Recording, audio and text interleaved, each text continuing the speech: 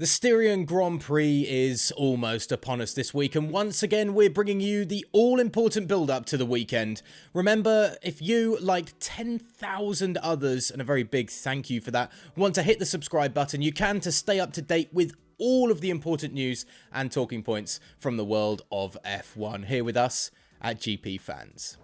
Now, the races are starting to come thick and fast after the slightly spread out start to the 2021 F1 season, and my goodness, won't Red Bull be happy about that. The ability to get straight back into racing, having asserted yourselves over your opposition, will delight Messrs Christian Horner, Max Verstappen, Sergio Perez, and of course the rest of the Red Bull crew. For Mercedes, a team reeling after being outclassed on track and on the pit wall by the Milton Keynes-based outfit in France last week, an opportunity to strike back after 3 races without a win presents itself in Red Bull's back garden. There is plenty of intrigue in the midfield of the pack as well after last weekend's action, so here is what you can expect from the Styrian Grand Prix this weekend.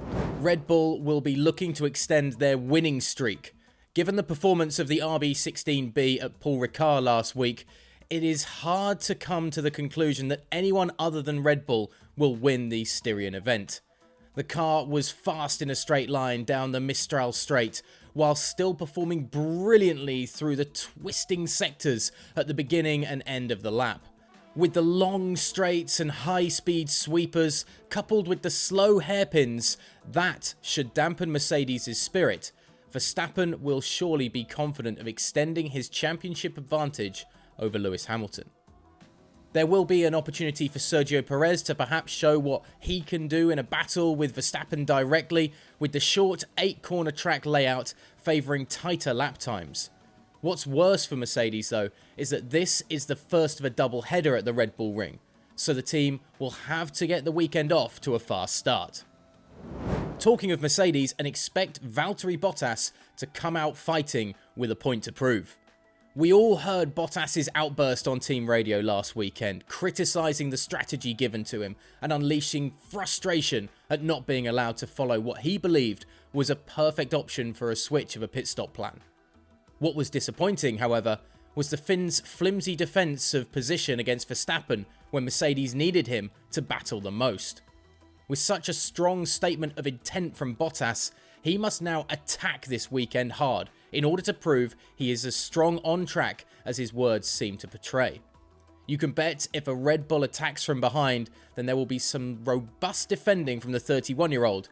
With his F1 future now on the line, he really has no choice. McLaren are going to look to take advantage of Ferrari's tyre struggles. What on earth happened to Ferrari in France? Tyre graining, that's exactly what happened to them, and whilst the issue shouldn't be as bad at the Red Bull Ring this weekend, the faster sweepers in the second half of the lap will not help the Scuderia with its front tyre problems. Cue an opportunity for McLaren then to stamp its authority on the race for 3rd place in the Constructors' Championship. With Norris in the form of his life extending his strong start to the season by finishing 5th at Paul Ricard and returning to the venue of his first F1 podium, there is every reason for McLaren to be bullish. Daniel Ricciardo looks to have gotten his act together after an encouraging performance in France to give the Woking outfit confidence heading into the bulk of the season. What McLaren does need to do is clean up its qualifying act on Saturdays.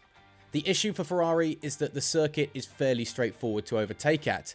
Even if the red cars do outqualify the Papaya machines, recent race pace suggests there will be little to stop Norris and Ricciardo from surging past. Fernando Alonso will look to continue his fine return to form. There will have been plenty of people questioning Fernando Alonso's comeback to F1 given his early season struggles. Esteban Ocon was comfortably ahead of the 2-time champion in the opening races, but the Spaniard has rolled back the years in the past 2 outings. Fine form in France for points, married with the 6th place in Baku after the incredible 2-lap surge in that sprint race at the end, means Alonso sits just outside the top 10 in the drivers' standings.